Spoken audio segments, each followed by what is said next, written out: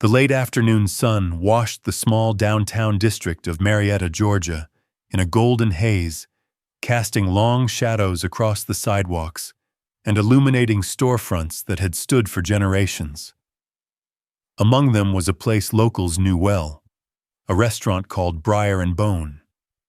It was the kind of establishment that aimed to look refined without being overly formal, a place with leather-bound menus and strategically curated decor, meant to suggest class.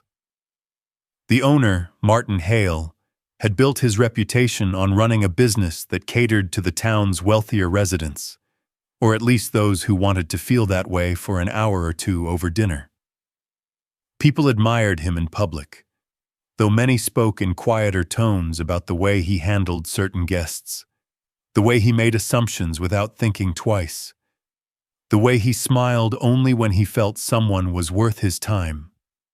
On this particular day, Briar and Bone was preparing for the approaching dinner rush. Servers hurried between tables, adjusting silverware and polishing glasses, while the kitchen hummed with the rhythm of early preparations. The air carried the faint scent of roasted garlic and simmering broth, drifting softly into the dining area where every detail was arranged to give diners the impression of something exceptional. Martin walked among his staff, offering clipped reminders and quick nods. He was proud of his establishment and protective of the environment he believed he had crafted, something he imagined as refined, orderly, and deserving only of guests he deemed appropriate. A few blocks away, two figures stepped out of a rideshare near the town's old courthouse. The man, tall and broad-shouldered, carried himself with a steady, quiet confidence. His name was Adrian Cole, a consultant whose presence could fill a room even when he said nothing at all. His partner, Lena Brooks, moved beside him with a gentle grace, her attention drifting from one storefront to the next as they walked. The couple had come to Marietta not to draw attention, but to share a rare evening together after weeks of long workdays and constant travel. They had chosen Briar and Bone based on recommendations from colleagues who praised the food, the atmosphere, and the supposed warmth of the dining experience. For Adrian and Lena, the evening felt like a small celebration, a moment to reconnect and breathe. As they made their way down the sidewalk, the town buzzed softly around them with the ordinary sounds of people finishing their day. Cars slowed at intersections, children laughed somewhere in the distance, and the hum of conversations floated through the air. They talked quietly about work, about family, about plans they hoped to make when their schedules allowed. Their steps fell in sync, as always, each one carrying them closer to a night they believed would be simple and pleasant. Inside Briar and Bone, Martin continued scanning the dining room, adjusting details only he seemed to notice. He checked the bar, the reservations list, and the arrangement of chairs. His mind wandered briefly to the town's upcoming festival, a time when the restaurant would be packed with visitors. He imagined which tables he could reserve for his most loyal customers, who would need special accommodations, who might complain, and who would quietly accept whatever they were given. He liked control. It made him feel secure. And in this restaurant, he believed control was something he deserved. Adrian and Lena approached Briar and Bone with an easy sense of anticipation. They slowed as they reached the entrance, pausing for a moment to admire the warm glow inside. The windows reflected soft lighting, glimpses of polished wood, and flickering candles. Lena smiled, brushing a stray curl behind her ear. They opened the door and stepped in, greeted first by the aroma of freshly baked bread and the low hum of music playing beneath the chatter of early diners. A hostess stood behind the front desk, flipping through a reservation book. She looked up and smiled politely, though her expression shifted for a moment, tightening ever so slightly before she caught herself. Still, she maintained her professional tone as Adrian gave his name for their reservation. She nodded and asked them to wait briefly, checking the computer before walking off to prepare their table. The couple sat near the entrance, hands loosely intertwined, admiring the decor and quietly discussing what they might order. From across the room, Martin noticed them. His eyes narrowed just a little, almost imperceptibly, but enough for a server nearby to sense a change in him. He made his way toward the hostess stand, though he pretended to be checking a stack of menus. He watched the couple as they waited, studying their clothes, their mannerisms, the way they spoke softly to each other. To him, these details formed quick judgments, ones that had little to do with truth, but everything to do with assumptions he rarely questioned. The hostess returned and motioned for Adrian and Lena to follow her. They rose and walked deeper into the restaurant, passing tables of diners who chatted with wine glasses raised. The server led them toward a booth near the center of the room, a spot that offered a comfortable view of the restaurant's activity. But before they could sit, Martin stepped forward. He smiled with the kind of expression that looked polite at first glance but felt dismissive beneath the surface. He asked the hostess to hold for a moment and then turned his attention to the couple. His voice was calm, too calm, carrying the tone of a man who had already decided something without asking a single question. He told them there seemed to be a mix-up with the reservation, that their table wasn't ready, that he would need to check availability again. His words were subtle at first, but the message settled heavily between them. Adrian glanced at Lena, his brow slightly furrowed, though he kept his composure. Lena felt a small knot form in her stomach, unsure of whether they had done something wrong or if this was simply a misunderstanding. She offered a gentle smile, trying to ease the tension. The hostess shifted her weight, sensing discomfort, but glancing at Martin for instruction. Martin asked to speak with Adrian privately near the front of the restaurant. The request was abrupt, but spoken in a tone that left little room for refusal. Adrian followed, curious but cautious, unsure of why the owner needed to intervene directly. Lena stayed near the booth, watching with quiet concern, her hands clasped lightly together. At the front, Martin lowered his voice and told Adrian that Briar and Bone had certain expectations for its dining environment. He suggested that perhaps another restaurant might be a better fit for them tonight, as if he were offering a kindness rather than a dismissal. The meaning was clear in the way he spoke, in the subtle shift of his expression, in the assumption behind every word. He did not say anything overt, but the implication hung heavily in the space between them. Adrian stood still, letting the words sink in. The tension in his chest tightened, though he kept his tone steady when he asked for clarification. Martin offered vague phrases, half-formed excuses that avoided direct accusations, but revealed his true intentions. It was the kind of moment that cut quietly, one that left no visible mark yet carried the weight of something far deeper.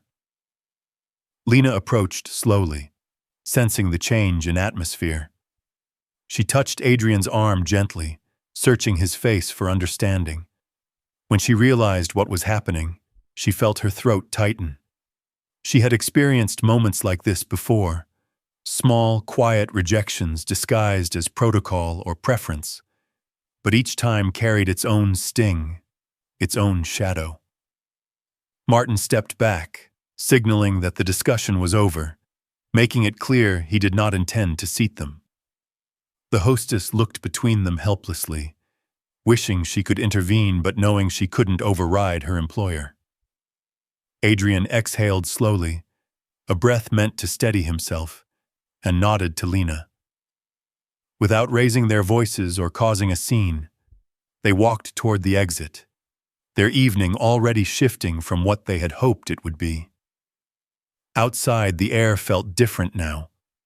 The glow of the setting sun seemed dimmer, the hum of the town muted beneath their thoughts. They paused near the sidewalk, unsure of what to do next. Lena leaned gently into Adrian's side, and he wrapped an arm around her shoulders, holding her close. They spoke softly, comforting each other with quiet words, both trying to make sense of what had unfolded behind those glass doors. A passerby glanced toward the restaurant, and then back at them, curious about the visible tension lingering in the air. Adrian offered a polite nod, masking his frustration, while Lena looked toward the horizon, gathering her thoughts. They hadn't planned for conflict tonight. They had wanted peace, connection, and a simple meal. But the evening had shifted into something heavier, something neither of them chose, but both of them felt deeply. Still, beneath the disappointment, a sense of purpose began to form, subtle and quiet. They didn't know where the night would lead them, but something had changed in those few minutes inside Briar and Bone. And as they began walking down the sidewalk once more, hand in hand, the first hints of conflict were beginning to rise, shaping the path of their story. Adrian and Lena walked farther down the sidewalk, the glow of Briar and Bone fading behind them, as if the building itself had turned colder. The evening breeze carried faint traces of roasted spices and warm bread from nearby eateries, yet none of it felt inviting. The wrongful dismissal pressed at their thoughts, lingering like a question that refused to be ignored. They moved without speaking at first, both trying to gather the pieces of what had happened and shape them into something understandable. But there was nothing logical in the humiliation they had faced, nothing that made sense of a moment that felt both unexpected and painfully familiar. They found a small bench near the edge of the courthouse square. Lena lowered herself gently, clasping her hands in her lap, her gaze drifting to the line of street lamps flickering on as dusk settled. Adrian remained standing for a moment, before sitting beside her. He leaned forward, elbows resting on his knees, his thoughts racing in ways he didn't want to admit. He had worked hard for everything he had achieved, every degree, every promotion, every room he'd earned his way into. And yet, here they were, pushed aside without cause. Not for the first time, not for the last. Lena's voice broke the stillness. She asked whether they should call it a night, find somewhere else to eat, or just go home. Her tone was gentle but carried the quiet tremor of someone trying to keep hurt from spilling out. Adrian reached for her hand, holding it between his palms, drawing comfort from the warmth of her skin. He told her that they didn't deserve to end their evening defeated, that they should reclaim something from the night, even if it wasn't the dinner they had planned. As they spoke, a group of festival organizers passed by with clipboards and bright lanyards, discussing vendor placements and schedules. The town's annual Heritage Festival was only days away, an event that drew visitors from across the state. Adrian and Lena watched them for a moment, before standing and continuing their walk through the square. The festival would bring people from all backgrounds, all walks of life, families, professionals, local business owners, and tourists. And the thought flickered through Adrian's mind as he and Lena resumed strolling. The couple eventually found a small cafe tucked between a boutique shop and an antique store. It wasn't fancy, but the warm light spilling from the windows felt comforting in a way they desperately needed. They stepped inside, greeted by the scent of cinnamon and baked goods, and chose a quiet corner where they could lean into each other and let the rest of the evening unfold more gently. The server smiled at them without hesitation, asked what they'd like to drink, and offered pastries as though nothing about them was unusual or out of place. The simplicity of that kindness loosened some of the tension in their shoulders. They ordered tea and shared a plate of warm apple tart. Lena pressed her head lightly against Adrian's shoulder, and he brushed a hand over hers, grateful for a moment of peace. They talked softly about memories of past adventures, about moments in their lives when they had overcome challenges that had felt larger than they were. Slowly, the heaviness began to shift, not disappear, but soften. Meanwhile, back at Briar and Bone, the dinner rush grew. Tables filled quickly, servers darted between stations, and conversations rose above the soft music. Martin stood near the bar reviewing receipts when a familiar figure walked through the door. It was Councilwoman Denise Hardwick, a respected leader in the community, and a woman whose voice carried weight at every town meeting. She approached the hostess stand, scanning the room for someone. The hostess hurried to greet her, informing Martin that the councilwoman had arrived without a reservation. He instructed them to seat her promptly. She was, after all, someone he considered valuable to the restaurant's image. As she settled into a booth, she asked if a young consultant named Adrian Cole had checked in earlier. She'd heard he was visiting town for a project that would soon be presented to the city council, and she assumed he'd be dining somewhere nice. Martin's expression shifted. The name struck him as familiar, though he couldn't place it immediately. He told her he hadn't seen anyone by that name, but something in the back of his mind stirred. He excused himself briefly, stepping toward the office where the reservation list was displayed digitally. When he found the name, a subtle ripple of surprise moved through him. He remembered the couple he'd turned away. He remembered the quiet question in Adrian's voice, the disappointment in Lena's eyes. The councilwoman continued browsing the menu, unaware of Martin's unease. She mentioned to the server that Adrian was leading a major development initiative, something that would bring new opportunities and revitalize areas of the community that had long been overlooked. The council was thrilled to collaborate with him, praising his professionalism and the thoughtful proposals he'd submitted. Those words echoed louder in Martin's mind than he expected. A tension formed in his chest, strange and unwelcome. He excused himself again and stepped toward the kitchen, but the clamor of dinner service did little to distract him. He tried to focus on the tasks at hand, yet the name, Adrian Cole, kept resurfacing like the surface of a pond rippling after a stone breaks the water. Later that evening, as the cafe neared closing time, Adrian and Lena stepped outside into the cool night. The moon hung low, casting a soft glow over the quieting streets. They decided to take a slow walk back to their hotel rather than calling another rideshare. Their footsteps fell in steady rhythm as they made their way past closed shops and dim streetlights. As they approached their hotel, a voice called Adrian's name. He turned to see Councilwoman Hardwick approaching with a warm smile. She had recognized him during her nightly walk and hurried over, apologizing if she'd startled them. Adrian introduced Lena, and the councilwoman greeted her kindly, praising the work Adrian had been doing and expressing excitement for the upcoming festival, where the town council would formally announce their collaboration. Lena smiled politely, though her heart still felt tender from the evening's earlier sting. Adrian maintained his composure, thanking the councilwoman for her encouragement.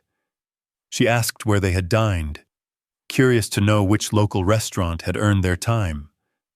Lena hesitated. Adrian paused. Then, with quiet honesty, he told her what had occurred at Briar and Bone. Her smile faded. A shadow crossed her face as she listened, her expression tightening with concern and disappointment. She assured them that she would address the situation immediately, that discrimination in any form had no place in her community, especially not from a business that benefited from the town's prosperity. She apologized on behalf of the town, even though she bore no responsibility for the owner's behavior. After she left, Adrian and Lena continued inside the hotel. They settled into their room, attempting to relax, yet the evening's events continued to echo between them. Lena rested her head on Adrian's shoulder as they spoke quietly about the festival, about the councilwoman's response, about how they wanted to handle tomorrow. They knew the town would soon become busier with visitors and officials, and the thought of returning to Briar and Bone in any capacity felt uncomfortable. Elsewhere in town, Martin finished locking up the restaurant. The staff had gone home, leaving him alone with his thoughts, surrounded by darkened tables and the remnants of another evening's work. He walked through the dining room, adjusting a stray napkin here and there, though the motions felt mechanical. His mind replayed the councilwoman's words, the praise she had given Adrian, the significance of the role Adrian played in the town's future. He sat at the bar, staring at a glass of water he hadn't touched. The weight of his decisions pressed on him more heavily than he expected. He had acted on impulse earlier, guided by assumptions shaped by years of habits he rarely questioned. Only now did he feel the discomfort of recognizing what he had done. Not just the action itself, but the impact it had on two people who had arrived at his restaurant with nothing but good intentions. The next morning, the town awakened to the early stirrings of festival preparations. Vendors set up booths along the main roads, stringing lights and arranging handmade goods.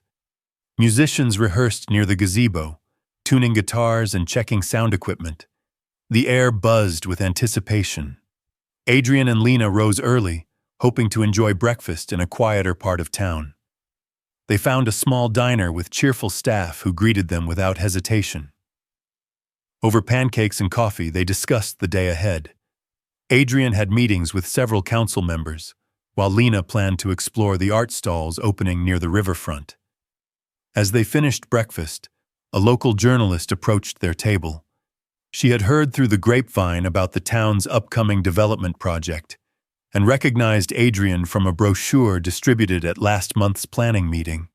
She asked if he was available for a brief interview to discuss his vision for the project, explaining that the town's newspaper wanted to highlight the work in an upcoming feature. Adrian agreed politely, though Lena noticed a faint tension in his shoulders. The interview was brief and friendly, focusing on the community benefits of the project and the collaborative nature of the planning process. Yet beneath his calm demeanor, she sensed something unsettled.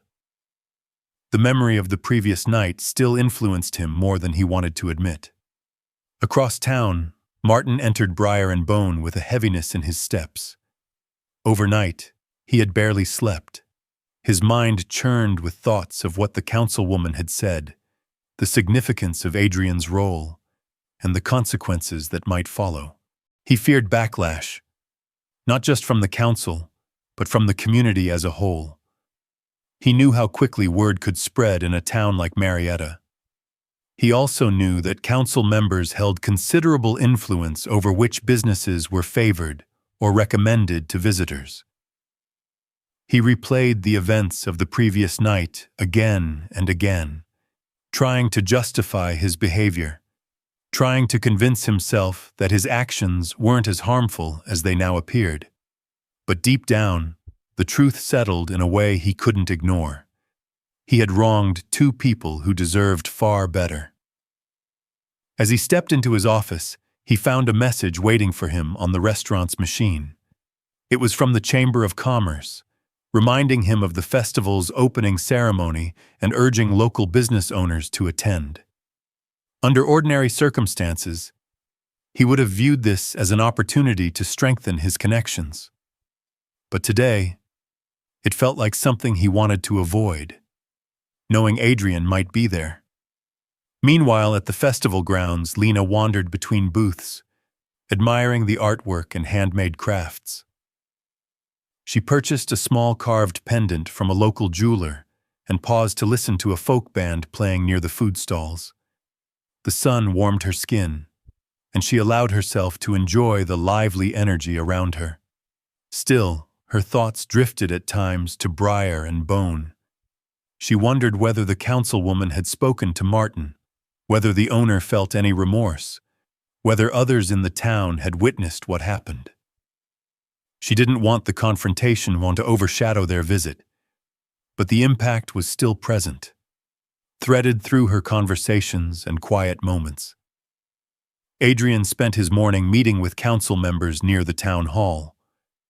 They discussed strategies for revitalizing neglected neighborhoods, the importance of inclusivity in community planning, and the potential for long-term economic growth.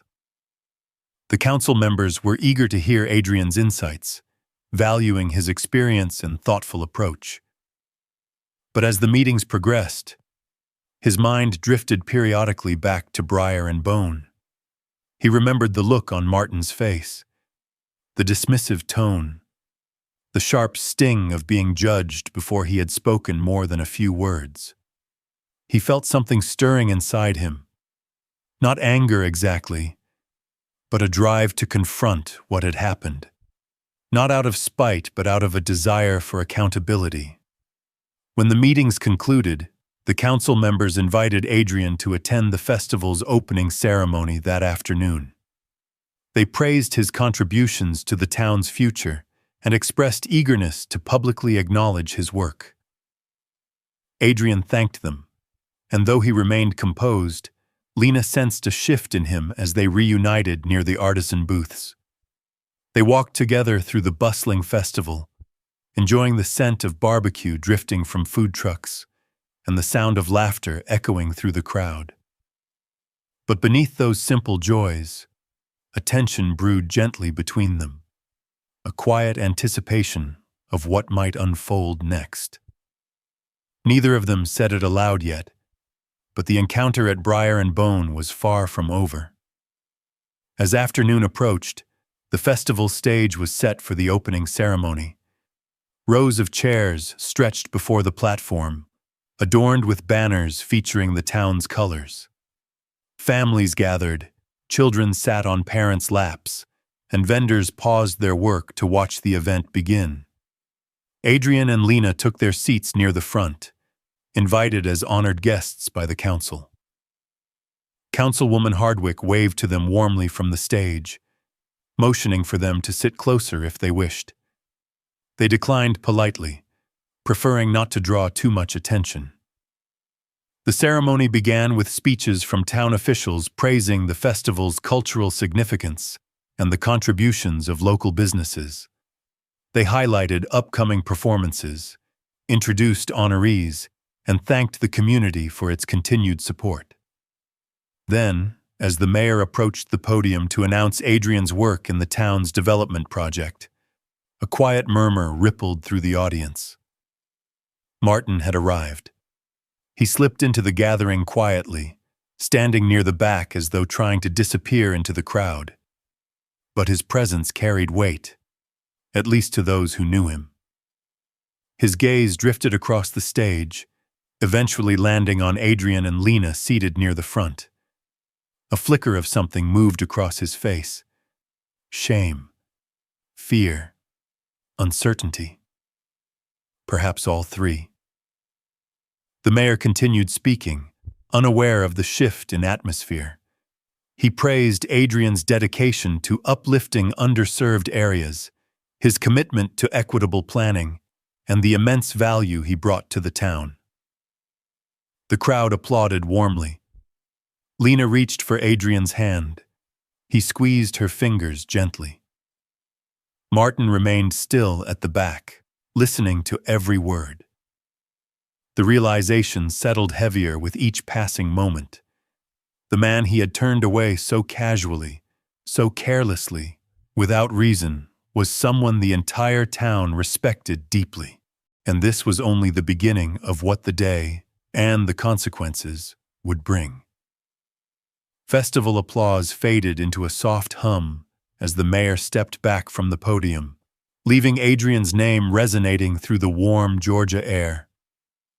Adrian felt Lena gently squeeze his hand once more, grounding him in the moment even as the weight of the crowd's admiration pressed lightly against his chest. He nodded politely to the audience, offering a small smile of acknowledgement. But his eyes drifted toward the back where Martin stood. Their gazes met only briefly, but the tension carried between them like an unspoken truth neither could escape. The ceremony continued with announcements about upcoming performances and a gratitude message to volunteers. Yet Adrian found his thoughts increasingly pulled toward the man who had turned him away. Not because he needed validation, nor because he wished to dwell on the hurt, but because something unresolved now stood between them, something larger than a personal slight. He felt Lena lean closer to him, sensing the shift in his posture. When the closing remarks were finished and the audience began dispersing toward food stalls and artist booths, Adrian and Lena rose from their seats.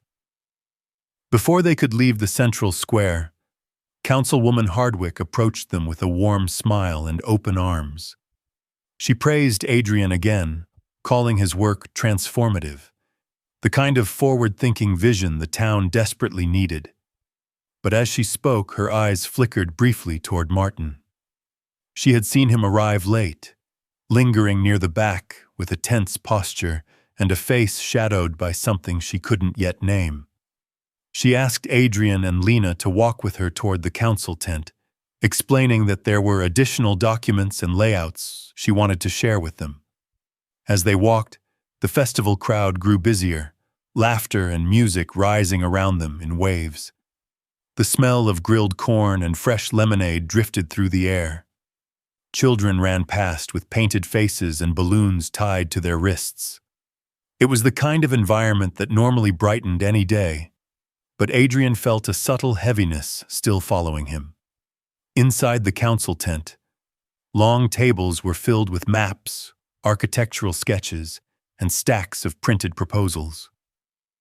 Adrian reviewed the latest drafts with the councilwoman, while Lena examined a display showing how the revitalization project might improve the town's riverfront district.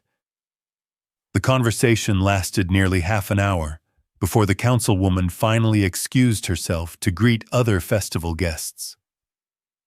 Left alone for a moment, Adrian and Lena stepped outside the tent. The sunlight filtered through strings of decorative lights overhead, casting soft patterns on their shoulders. Lena reached for Adrian's hand. She asked gently what he was thinking. He hesitated, glancing back toward the main square where Martin had disappeared into the crowd. He admitted that while he appreciated the town's support, something within him felt unsettled. Not angry, just caught in a space between wanting to move forward and knowing something still needed to be addressed. Lena understood. The encounter at Briar and Bone hadn't been a simple misunderstanding. It had cut deeper, touching places in both of them that had been bruised before. She told him that whatever he chose to do next, she would stand by him. They didn't need to rush into a confrontation or force closure. Instead, they could allow the day to unfold naturally. They continued strolling through the festival grounds. A pottery vendor caught Lena's attention, displaying handcrafted bowls and vases glazed in warm tones. She admired a small vase shaped like a teardrop, its color shifting between deep green and soft gold. The potter explained how he used minerals from the nearby riverbed to create the glaze. Lena loved the way the piece felt smooth and cool while in her hands. Adrian insisted on buying it for her. Meanwhile, in a quieter corner of the festival, Martin leaned against a small tree near the food trucks. The chatter of families and musicians filled the space around him, but he felt strangely detached from it all. He replayed the mayor's words in his mind, each sentence a reminder of the person he had so casually dismissed. He remembered the calm tone Adrian had used, the quiet dignity in Lena's expression, and the way they had walked out without creating a scene. He wondered what they had thought of him in that moment, what they had said afterward, whether they had told others about their experience. His chest tightened with regret. He tried to envision how he might approach them if he saw them again, what words he could possibly offer to make amends. But every attempt he rehearsed felt insufficient. Still, he knew he couldn't avoid the truth. Not forever. His restaurant had been part of this town for nearly a decade. He had built it from the ground up, priding himself on its reputation and success. But in that success, he had allowed himself to grow careless, not just in business, but in the assumptions he carried into each interaction. He had always told himself he treated people based on behavior, not appearance. But last night's encounter had exposed a contradiction he could no longer dismiss. His decisions had been rooted in bias he never wanted to acknowledge. Now, faced with the truth, he didn't know how to reconcile it. As the afternoon progressed, festival-goers began gathering near the pavilion for a series of performances. A blues band tuned their instruments, while families positioned chairs on the grass. Adrian and Lena found a spot near the front, settling on a blanket they had purchased from a vendor. The first notes of music drifted through the air, rich and soulful. The crowd swayed gently, some tapping their feet, others whispering conversations between songs. Adrian rested his hand on Lena's knee, drawing comfort from the steady presence of her beside him. But his thoughts kept circling back to Briar and Bone, and to the owner who had wronged them. He didn't want revenge. He didn't even want a public apology. But he wanted acknowledgement. Something honest. Something that reflected the depth of the harm done. He wanted to understand why it had happened. As the performance ended and the crowd applauded, Adrian and Lena rose slowly. They decided to browse the vendor stalls once more before heading back to their hotel. As they walked, the sun dipped lower, bathing the festival grounds in warm orange light. Near the edge of the square, they passed a booth selling locally made sauces and preserves. The vendor, a middle-aged woman with a warm smile, invited them to sample a spicy peach glaze. Adrian laughed softly at Lena's surprised reaction to the heat, and for a brief moment, the tension of the day faded. But just as they turned to leave the booth, a familiar figure approached from the crowd. It was Martin. He walked slowly, as though each step required effort. His gaze flicked between Adrian and Lena before settling on the ground for a moment. When he finally lifted his head, his expression carried a weight that made the air around them feel heavier. Adrian stood still, his posture calm but alert. Lena shifted slightly closer to him, her presence steady. Martin cleared his throat and attempted a greeting, though his voice faltered on the first syllable. He apologized for interrupting their evening, explaining that he had hoped to speak with them privately if they were willing.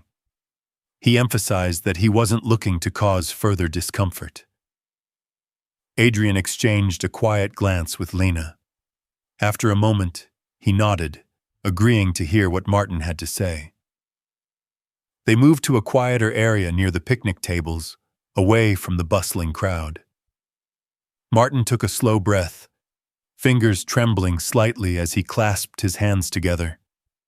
He began speaking cautiously, acknowledging that he had made a mistake the previous night, one that had weighed on him heavily ever since.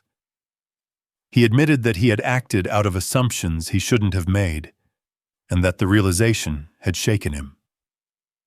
He explained that when he learned who Adrian was, he had felt ashamed, not because of Adrian's status, but because he realized he had judged someone before knowing anything about them. He confessed that he had been struggling with the realization that he had behaved in a way that contradicted the values he claimed to uphold. Lena listened silently, her expression composed but distant. Adrian remained still, absorbing each word. When Martin finally fell quiet, the silence lingered for several long seconds. Adrian questioned him calmly. He asked why he had treated them the way he had, what he had seen or assumed that led him to decide they didn't belong in his restaurant. He didn't raise his voice or speak in anger. Instead, his tone held a quiet strength. Martin swallowed hard, struggling to articulate the answer. He admitted that he had allowed appearances to guide his judgment. He confessed that he hadn't stopped to consider the impact of his words or actions, that he had acted on prejudices he didn't want to admit existed within him. Adrian absorbed the explanation, though it didn't erase the memory of the hurt. Lena felt a subtle ache in her chest as she watched Martin speak, an ache born from the familiarity of hearing apologies that came only when consequences loomed. The conversation paused as a group of festival-goers passed by laughing, unaware of the quiet reckoning unfolding nearby. Adrian finally nodded slowly, thanking Martin for acknowledging what he had done. But he also made it clear that the apology didn't erase the wound. It didn't change the reality that the harm had occurred. Martin expressed his wish to make things right, though he didn't know how. He asked whether there was anything he could do, any step he could take to repair the damage. His voice trembled slightly, revealing a vulnerability beneath the polished exterior he typically maintained. Adrian told him that healing would take time. That acknowledgement was a start, but meaningful change required consistent action. He didn't offer forgiveness, not yet, but he offered the possibility of future understanding. Lena remained quiet until Martin turned to her, expressing his regret for the pain he had caused. She listened with empathy, but responded gently, saying that while she appreciated his attempt, the experience had left a mark she couldn't easily brush aside. She emphasized that it wasn't just about them. It was about a pattern of behaviors that often went unchallenged. Martin nodded, eyes lowered. He thanked them both for their honesty, then stepped back, giving them space. He didn't expect warmth in return. He only hoped that over time, his actions might demonstrate the sincerity of his remorse. When he walked away, the air around Adrian and Lena felt different. Not lighter, but shifted. The apology had not undone the harm, yet it had cracked open a door, one that could lead to change or to further conflict depending on what followed. They continued walking through the festival, processing the conversation quietly. Lena rested her head briefly against Adrian's shoulder as they browsed a booth selling hand-woven blankets. The fabric felt soft beneath their fingers, and the vendor's cheerful chatter helped ease some of the tension. But the encounter with Martin wasn't finished, not truly. It had only set the stage for what would come next. Meanwhile, elsewhere in the festival, whispers began to spread. A few people had witnessed the quiet exchange between Adrian and Martin. Others had heard about the incident at Briar and Bone from the councilwoman earlier that morning. Conversations stirred gently across food lines and art stalls, shaping a narrative that neither Adrian nor Lena had intended to spark. By evening, many in the town were aware that something significant had happened at the restaurant, something that struck at the heart of their community's values. When the sun dipped below the horizon, lanterns illuminated the festival grounds with soft golden light. Musicians took the stage once more, filling the air with soulful melodies. Adrian and Lena found a quieter area near the riverside, a place where they could hear the distant music without being surrounded by crowds. They sat together on a bench overlooking the water. Fireflies flickered near the grass, their soft glow dancing like tiny sparks. Adrian finally spoke, He told Lena that the encounter with Martin had stirred something deeper inside him, not simply frustration or disappointment, but a question he couldn't quite articulate.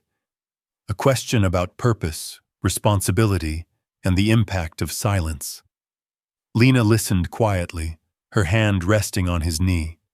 She asked whether he felt pressure to respond publicly, whether he felt obligated to address the situation more formally. Adrian didn't know yet, but he sensed that the situation was evolving beyond personal hurt. The town respected him, relied on his vision, and looked to him as a partner in shaping their future. The way he handled this conflict could ripple outward, affecting not only him but the larger community. He wasn't sure what the right next step was, not yet, but they both sensed that the story was far from finished. Across the river, lights shimmered on the water's surface, shifting gently with the current. Lena leaned against Adrian, her head resting on his shoulder. He wrapped an arm around her, drawing her close. The festival music softened in the distance. Laughter drifted across the water.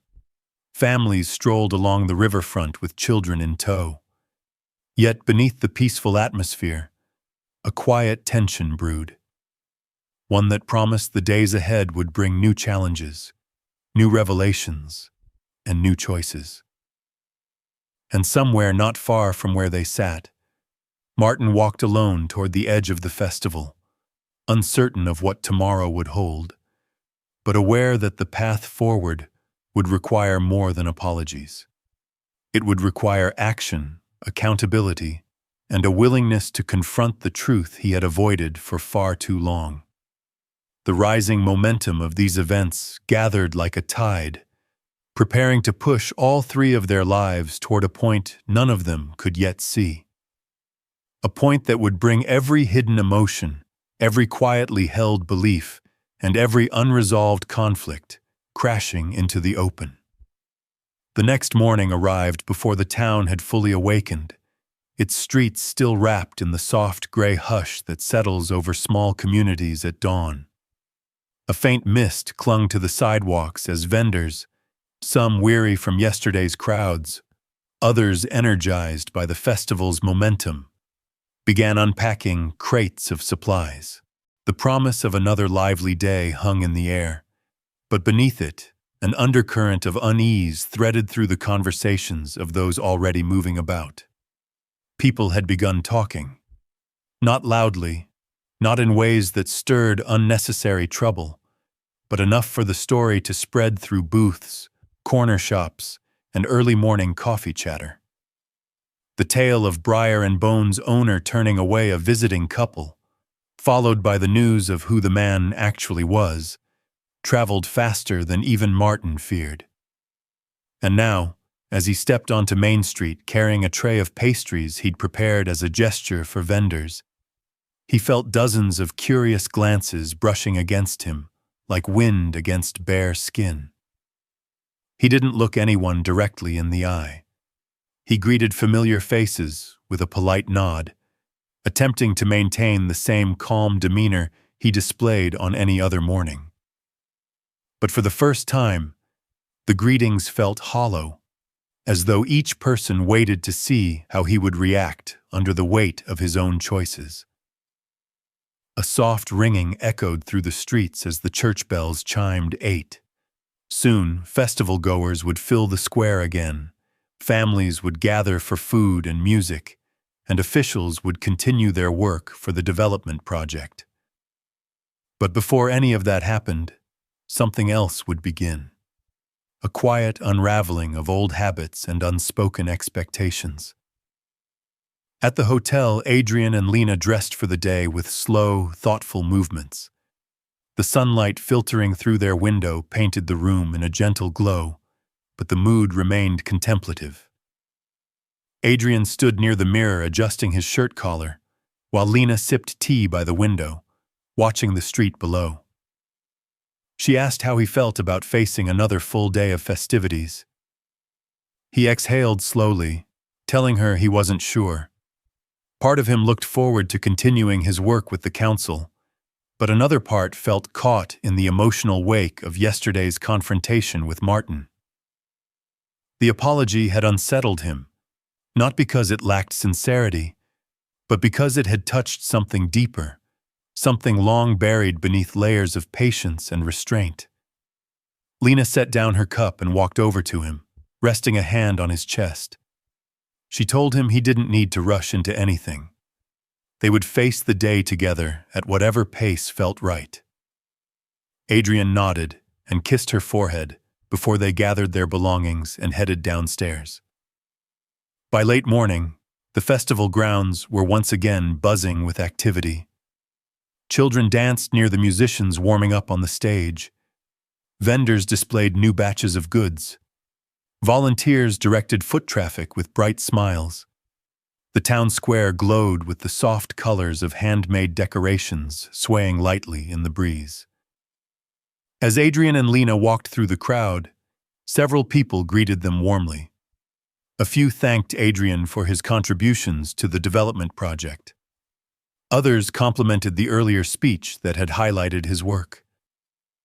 Lena noticed the subtle shift, not the type of attention that sought spectacle, but one rooted in genuine respect.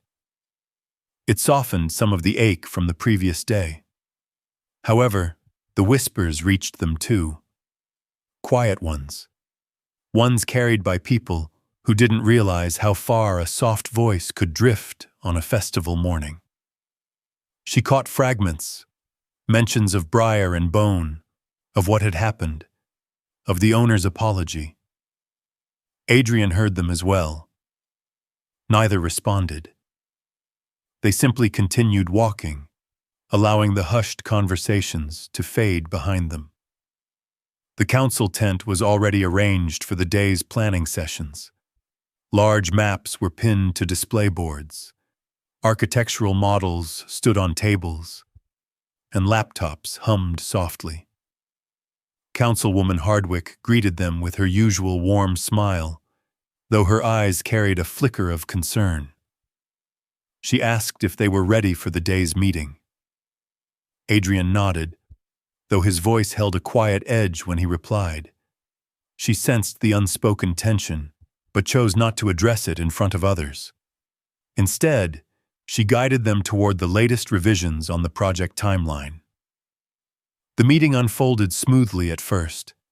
They discussed zoning permissions, community resource distribution, environmental impact reports, and projected benefits for underrepresented neighborhoods. Adrian felt a renewed sense of purpose as he reviewed the plans. This project mattered more than any personal conflict. It could reshape the lives of countless families. But even as the discussion grew lively, a quiet disruption occurred. Whispers swept through the tent as Martin appeared at the entrance. His posture was stiffer than usual, his face drawn with exhaustion. When the councilwoman noticed him, her expression tightened. She excused herself from the table and approached him, asking politely what he needed.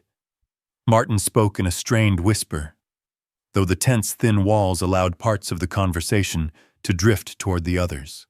He explained that he wanted to speak with the council about participating as a sponsor for the festival's closing ceremony, a gesture he hoped would demonstrate goodwill in the wake of the whispers circulating through town. The councilwoman glanced toward Adrian before responding. She told Martin that they would consider the proposal, but now was not the appropriate time. He nodded stiffly and stepped back outside, though not before his eyes met Adrian's once more. That moment was brief, but it carried the first crackling spark of what was to come. When the meeting ended shortly after, Adrian stepped outside to get some air, leaving Lena to finish speaking with one of the architects. The sky had brightened, warming the square as clusters of festival-goers gathered for early performances. Martin stood near a lamppost, holding his tray of pastries, untouched. When he saw Adrian emerge from the tent, hesitation flickered across his face before he approached. Adrian stopped walking, but did not invite conversation. His expression was calm but unreadable.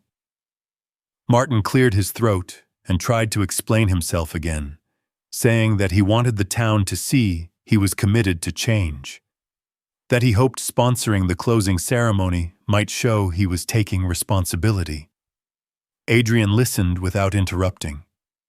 Then he asked a question spoken softly, but carrying a force that struck deeper than any raised voice. He asked whether the gesture was meant to repair what had been broken, or simply to protect Martin's reputation. The question hung heavily between them.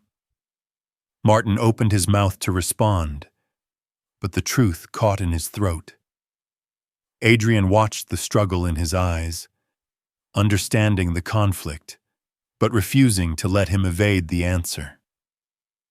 When Martin finally admitted that he didn't fully know his own motivations, that he was trying to balance remorse with fear, that he wanted to do the right thing but worried his efforts were too late, Adrian felt something shift inside him.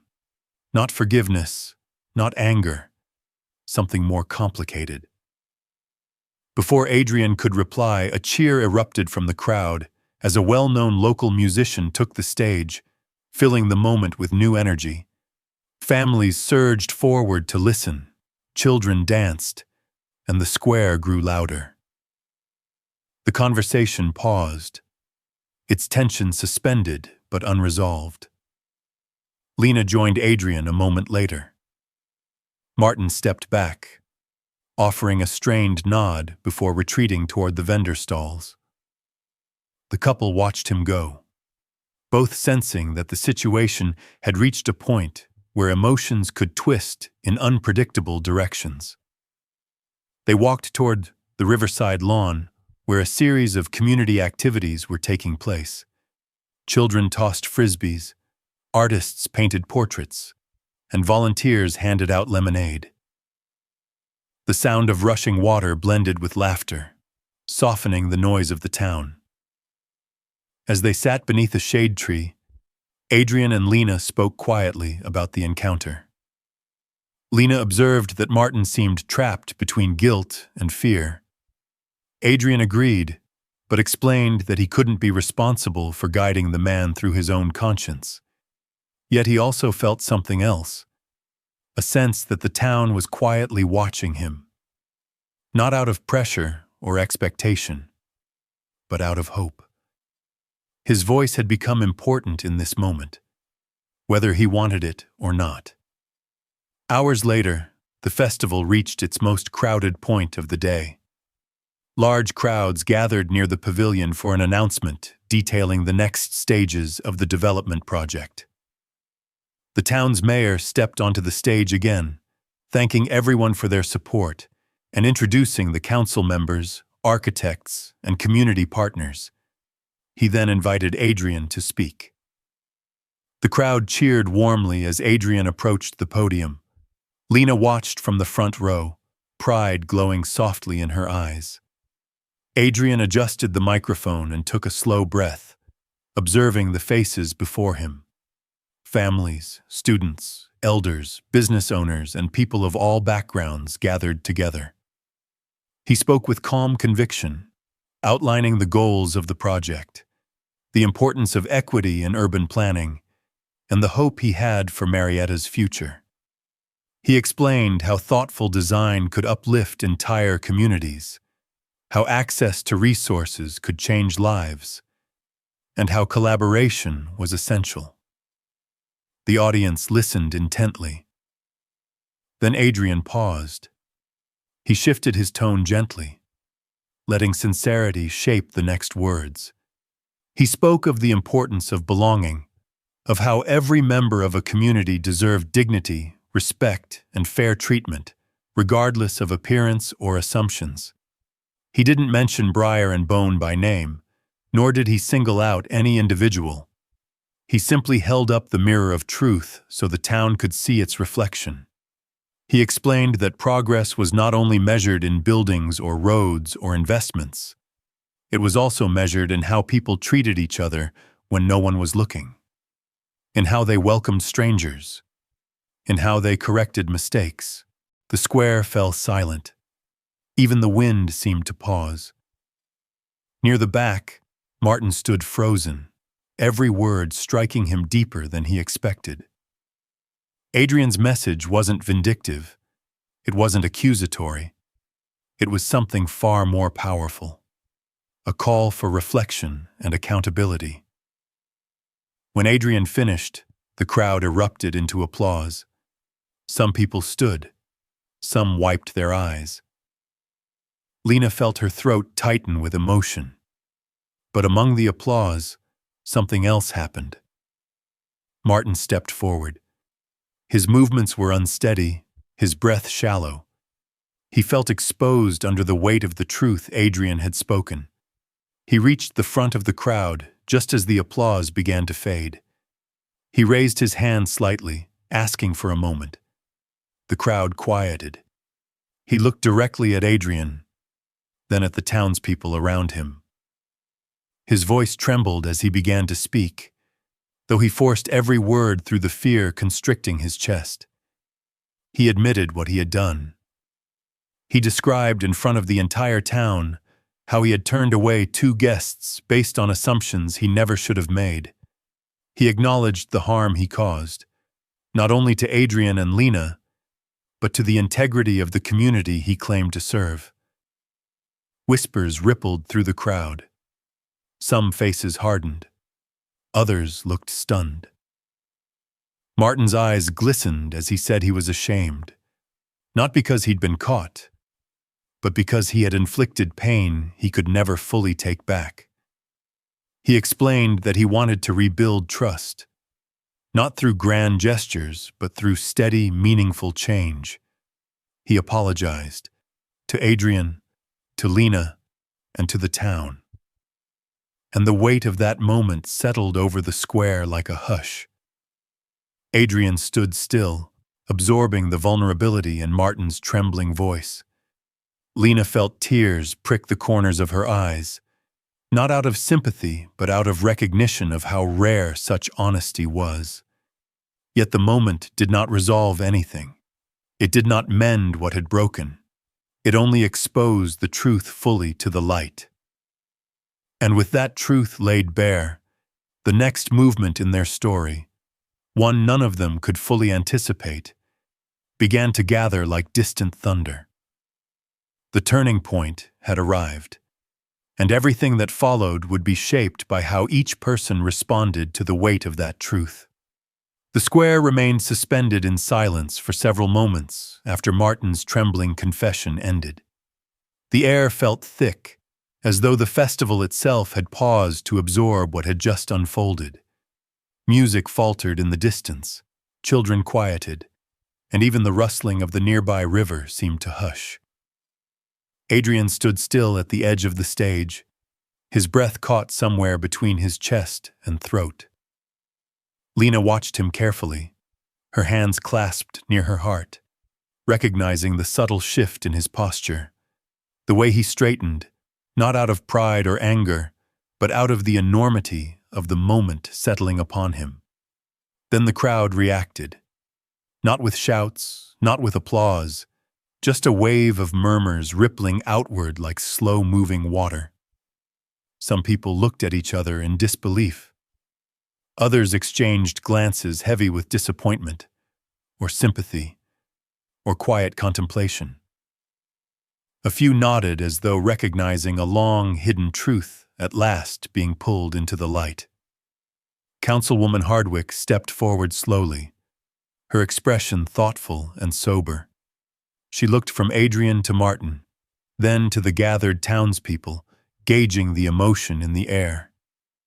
She did not take the microphone from the mayor, nor did she rush to speak. Instead, she allowed the moment to breathe, allowed the truth to settle across the crowd without being overshadowed by immediate interpretation. Adrian remained still. He had not expected this. He had not sought it. And now, as he stood in front of hundreds of people, he felt a strange mixture of weight and clarity settling over him. Martin had confessed publicly. That was undeniable. But what came next, the consequences, the accountability, the healing, was far more complex. Lena stepped closer to Adrian, her presence quiet but grounding. She touched his arm gently, silently reminding him that he was not alone in this. He exhaled slowly, letting the tension ease from his shoulders as he stepped away from the microphone. Without speaking, he returned to her side. She took his hand, threading her fingers through his. The mayor, visibly shaken but composed, returned to the podium. He thanked Martin for his honesty, acknowledging the courage it took to admit wrongdoing in front of the community. But he also emphasized that the town valued fairness and dignity, that actions carried consequences, and true change required more than words. The mayor then turned the attention back to the ongoing development project, highlighting its importance for the town's future and expressing gratitude for Adrian's leadership. Though the tone of the festival had shifted, the day's purpose remained. The ceremony concluded shortly afterward, but the atmosphere felt different now, denser, quieter, more contemplative. As people dispersed, conversations erupted in scattered clusters. Some spoke in hushed tones, processing the confession they had just witnessed. Others glanced toward Adrian and Lena with expressions filled not with pity, but with respect, recognizing the grace and strength they had shown. Adrian and Lena stepped away from the pavilion, seeking a more private space to breathe. They walked toward the riverfront, where the breeze softened the heaviness of the moment and sunlight glittered on the water's surface. Families wandered past them, speaking quietly, their curious eyes drifting toward the couple before looking away respectfully. Adrian finally exhaled, releasing a breath he hadn't realized he had been holding. Lena asked softly if he was all right. He nodded, though his voice carried a tremor when he spoke. He told her he had never wanted any public spotlight on the incident, never wanted the townspeople to turn the moment into spectacle. But he also acknowledged that something meaningful had occurred, something larger than just the two of them.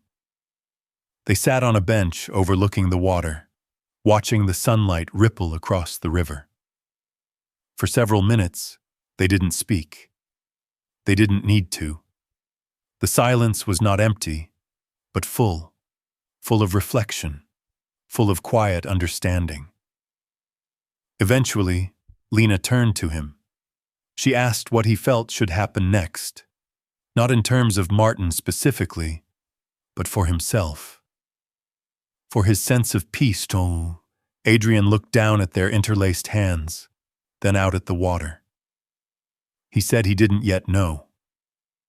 He felt no desire to punish, but also no pressure to forgive. He believed growth took time, more time than a single confession could encompass. But he also knew this moment could shape the town's future, perhaps even his own perspective on how he used his voice. As they sat together, a shadow approached slowly. When they looked up, Councilwoman Hardwick stood before them, hands clasped gently in front of her. Her eyes were warm with concern. She asked if they were all right, offering them a seat in the council tent if they preferred privacy. Adrian assured her they were fine here. She nodded and sat beside them, her gaze drifting across the river. She spoke softly, acknowledging the unexpected intensity of the day. She told Adrian that his speech had resonated deeply with people, perhaps more than he realized. She explained that the town needed reminders of its values, and that his message had come at a pivotal moment. Then she addressed what had happened next.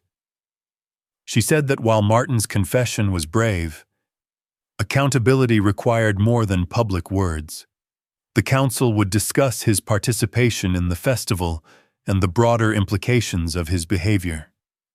They would not shame him publicly, but they would not overlook the harm done. Adrian listened quietly. He appreciated her careful approach, firm, measured, compassionate.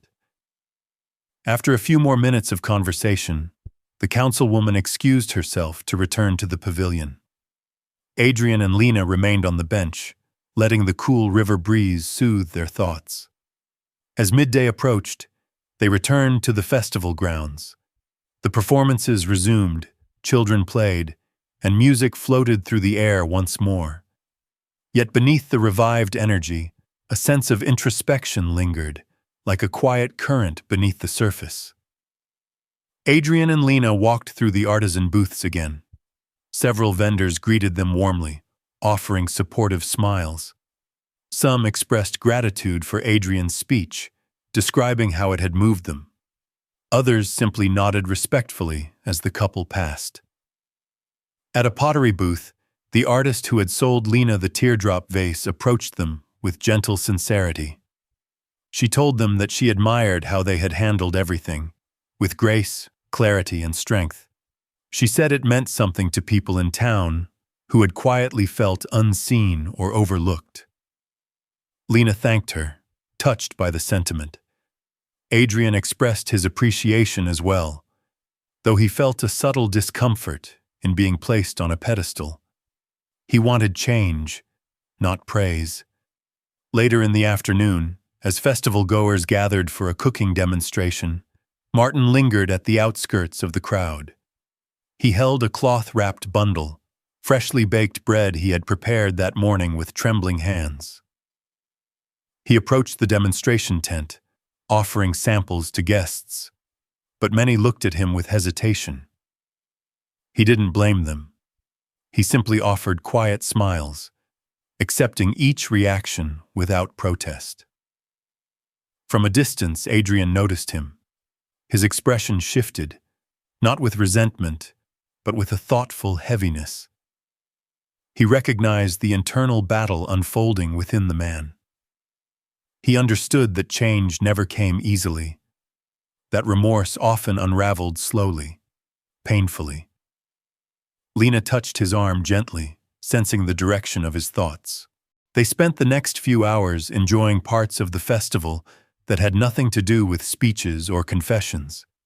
They sampled foods, watched local dancers perform, listened to school bands, and wandered through the growing evening light. It helped somehow to let the tenderness of the community wash over them. But as sunset approached and warm colors painted the sky, a quiet request reached Adrian. A young volunteer, a high school student helping run the logistics booth, approached timidly. She explained that a group of local business owners had gathered under the community tent. They wished to speak with Adrian about the day's events. Lena looked at Adrian, searching his expression. He responded with a gentle nod and squeezed her hand before they followed the volunteer. Under the community tent, several business owners, representing cafes, bookstores, clothing shops, and small markets, were gathered in a loose circle. Their expressions were serious, but not hostile. They invited Adrian and Lena to join them. One of the owners, an older woman with silver-streaked hair and a steady gaze, spoke first. She explained that the business community had been deeply shaken by Martin's admission, not because they doubted the sincerity of his apology, but because they recognized the responsibility that now fell upon them. She said they wanted to foster a town culture rooted in fairness, respect, and inclusivity, values that reflected the very vision Adrian had described in his speech. Another owner spoke next, saying they wished to collaborate on a community pledge of ethical hospitality, a written commitment displayed in all participating businesses, stating that every customer, regardless of appearance, would be treated with dignity. They asked if Adrian would be willing to help draft the language for that pledge. Adrian felt the breath catch in his chest. He looked at Lena, who smiled gently, her eyes reflecting encouragement. He nodded, agreeing to help. The owners also explained that they wished to host a roundtable discussion the following week, one that invited residents, business owners, and community leaders to talk openly about bias, accountability, and growth. They wanted Adrian to attend and help guide the dialogue, knowing his presence could bridge gaps. Adrian agreed again, though the weight of responsibility settled quietly across his shoulders. He didn't mind. Not anymore. As the meeting continued, Martin remained on the outskirts of the festival square, unaware of the conversation taking place. He handed out samples quietly, asked a few guests about their day, and accepted their brief nods or polite refusals with humility. He no longer sought approval. He sought direction. When Adrian and Lena left the community tent, the sky had deepened into shades of amber and rose. The warm glow of lanterns flickered to life across the festival grounds. Music began again, a soft acoustic performance, and the atmosphere softened. Lena and Adrian walked toward the river, allowing the shifting colors of twilight to calm their thoughts. The festival was still lively, but it felt gentler now, less charged.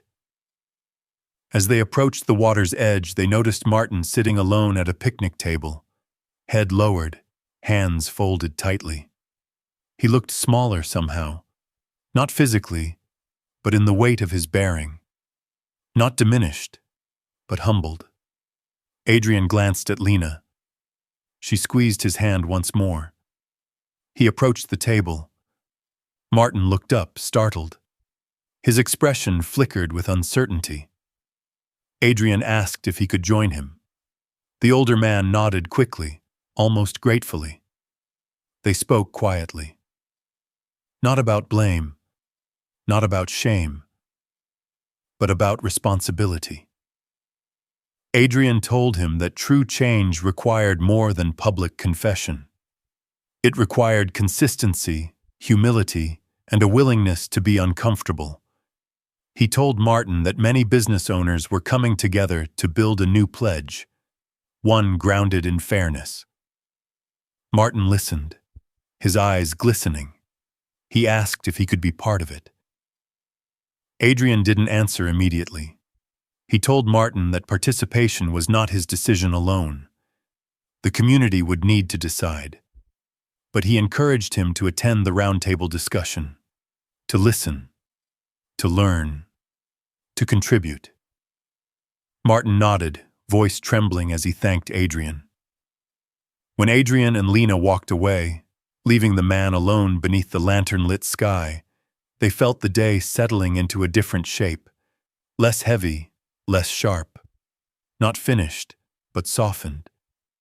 The festival lights flickered like quiet stars overhead as the music drifted across the river, carrying the town forward into a night full of reflection.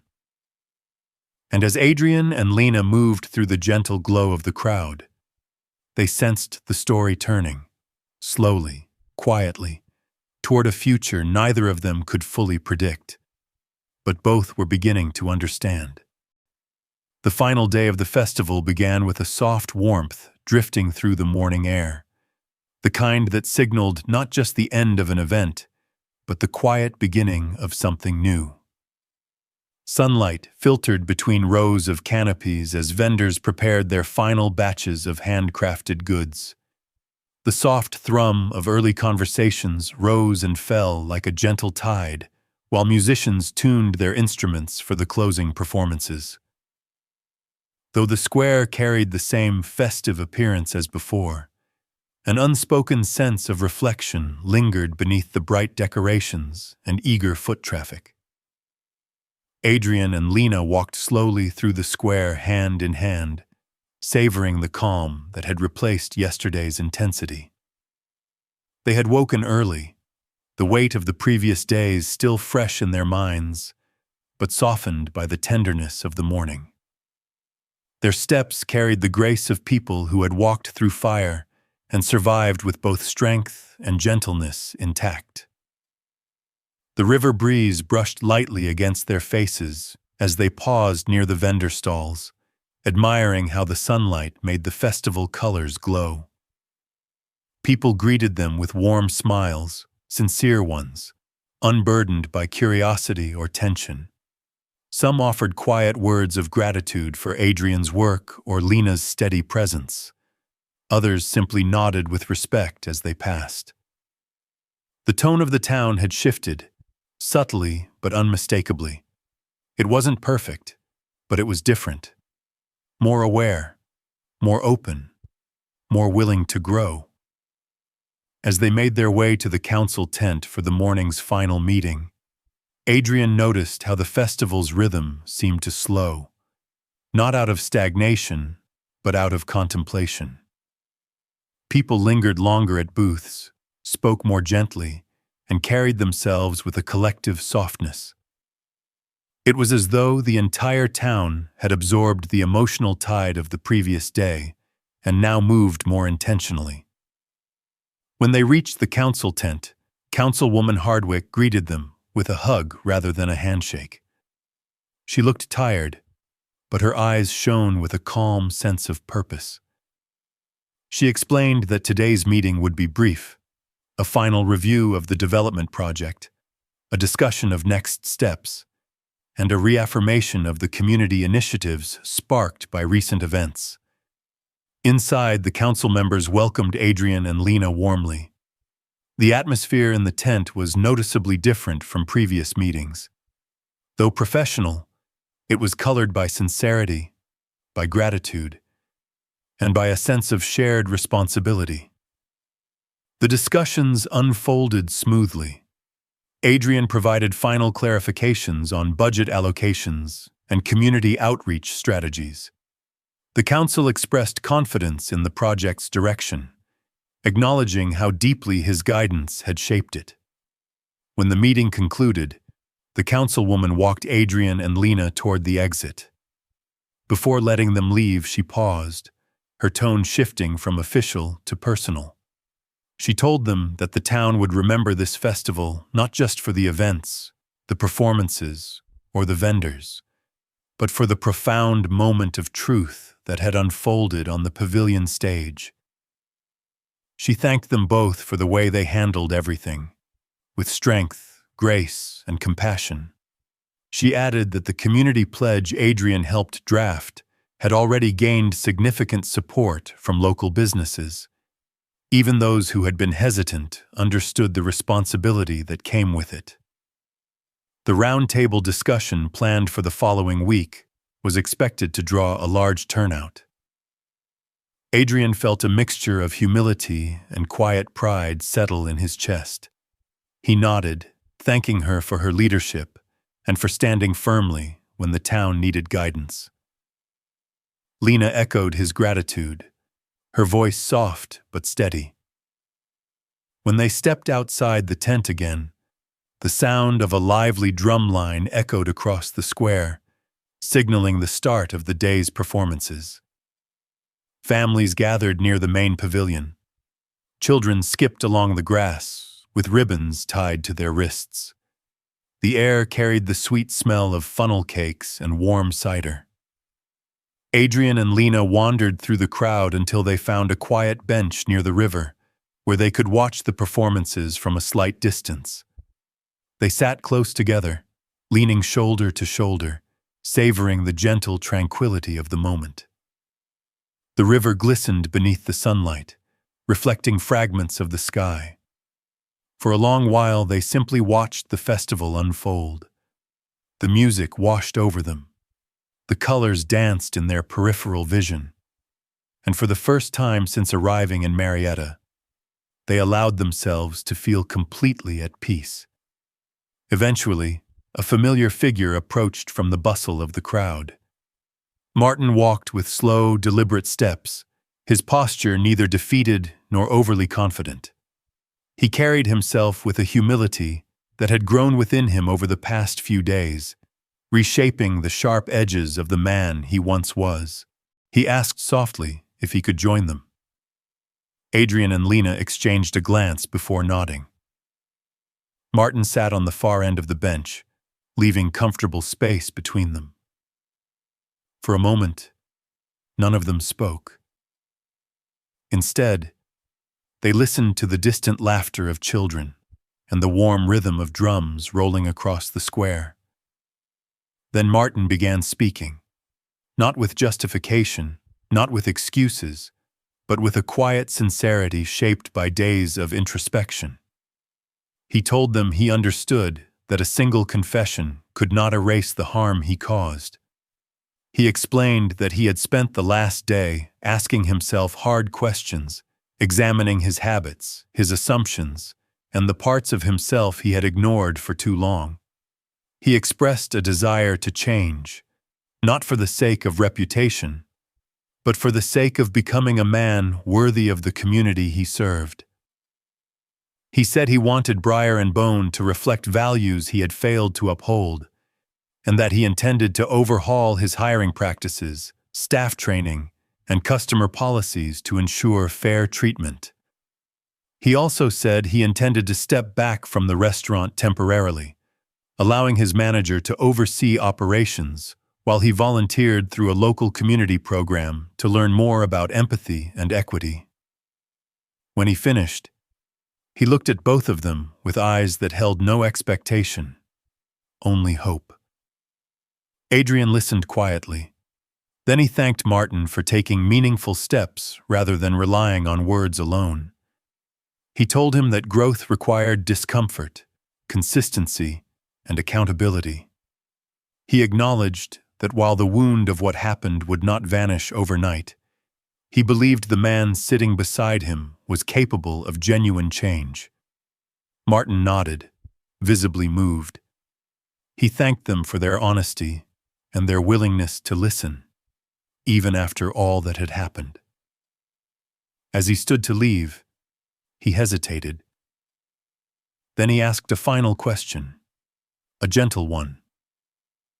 He asked whether they might, someday in the future, be open to dining at Briar and Bone again once he had earned back the trust he had broken.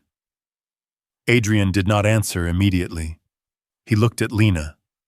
She met his gaze with quiet understanding. Then Adrian told Martin the truth. He said that maybe one day, when the work had been done, when real change had taken root, and when the restaurant reflected the values Martin now aspired to, perhaps then they would consider returning, not as a gesture of forgiveness, but as a recognition of growth. Martin smiled faintly, gratitude softening the lines of his face. He thanked them again, then walked back toward the town square, leaving Adrian and Lena alone with the river's gentle murmur. The sun rose higher, brightening the sky as festival-goers prepared for the closing ceremony. Adrian and Lena made their way toward the pavilion once more, joining the crowd gathering on the lawn. The energy felt lighter now, hopeful, united, forward-moving. When the ceremony began, the mayor delivered a closing speech filled with warmth. He celebrated the success of the festival, the creativity of the vendors, the dedication of volunteers, and the joy the community had shared. He also acknowledged the challenges faced during the event, speaking carefully but meaningfully about the importance of growth, mutual respect, and accountability. He invited Adrian to stand and be recognized once more, not with a grand speech, but with a quiet acknowledgement of the impact he had made.